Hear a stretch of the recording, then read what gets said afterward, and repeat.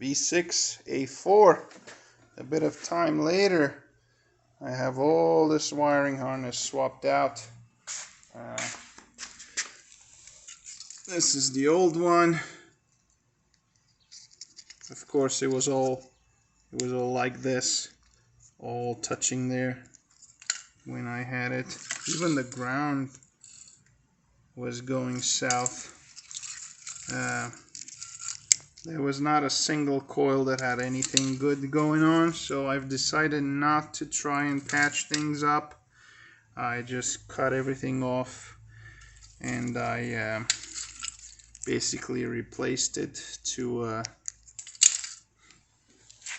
a harness I had laying in my toolbox. Turns out in that pile of junk there's some good stuff, so that's why I never clean up. You never know when you're gonna need them.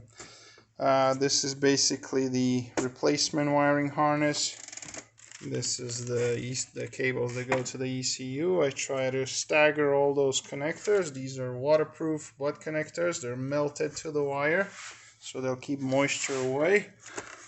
All these coils have mint wiring now. None of them is broken or cracked or anything. They just look like brand new, which is why I held on to it to begin with. No broken tabs, no nothing. And most important,